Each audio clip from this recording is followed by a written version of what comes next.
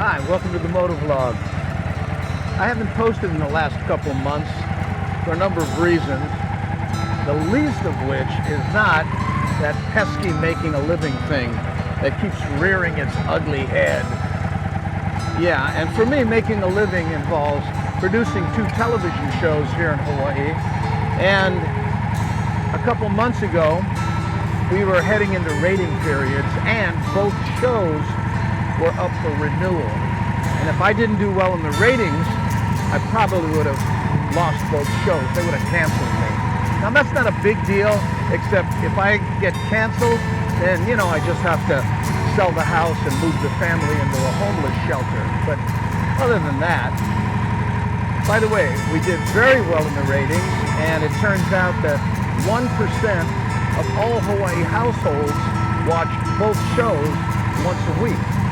Now, that equates to about, I don't know, 20,000 people if there's 2 people in each household. You know, it's arbitrary, it's Nielsen ratings, but we did well.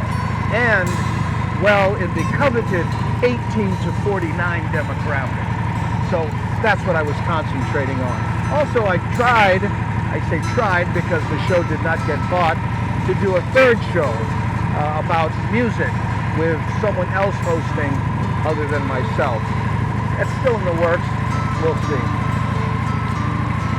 The other reason that I stopped motovlogging was I watched a vlog by Everride, and it was talking about depression. Now, even though I don't suffer from that crippling depression a lot of people do, I realize that I do, in fact, put a lot of pressure on myself. Now, most entrepreneurs know what it's like to be the engine, to not have anybody go, hey, good job, keep going. You know, you have to be your own gas engine and mechanic at the same time. And that tends to wear on you. So you get in the habit of, you know, I can do this, and I'm going to charge, and I'm going to be the best, and all of that sort of stuff.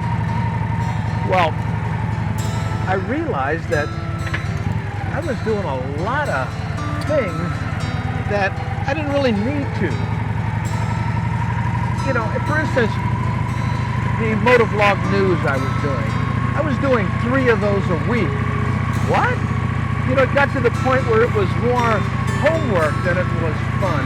And that's the reason I started the 2nd channel, to get away from, you know, that onus of having to be the best and all that stuff, right?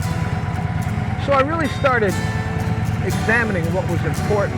And one of the key events was I was working on MotoVlog News. My daughter comes home from college and says, Dad, let's go surfing. And I actually said, well, you know what, honey, you go surfing because I have to work on this MotoVlog. What?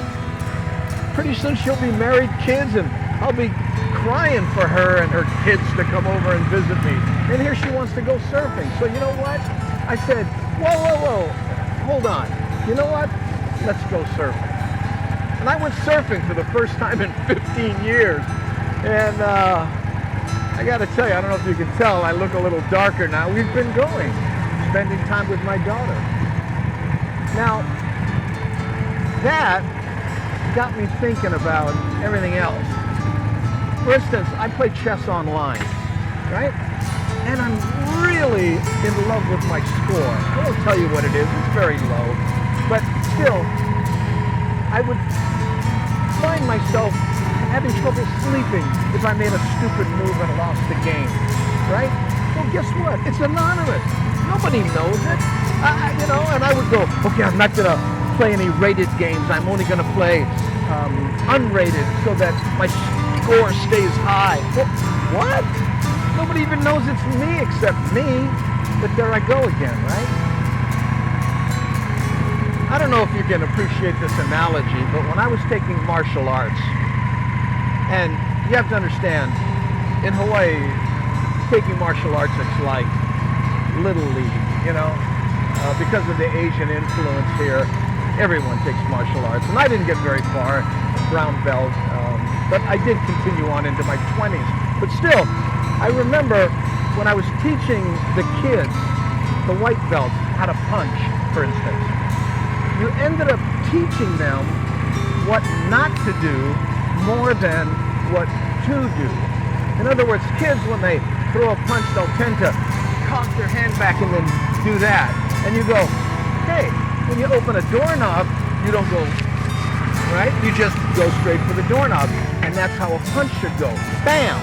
Right?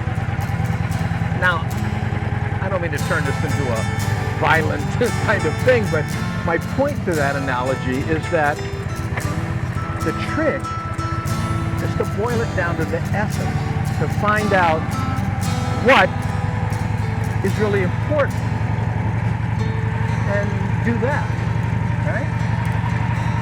Oh, and by the way, yes, I'm squidding today.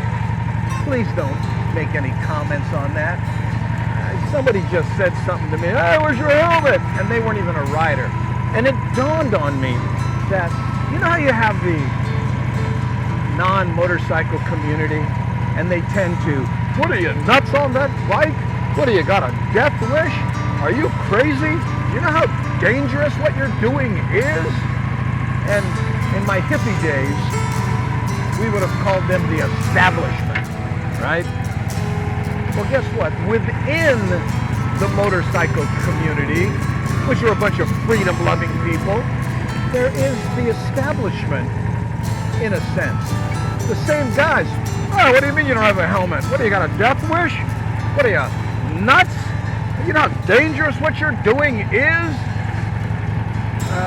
That sounds so familiar to me, but I can't quite put my finger on where I heard it.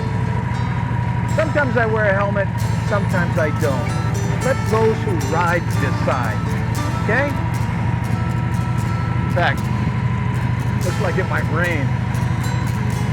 Yeah, wish I had my helmet.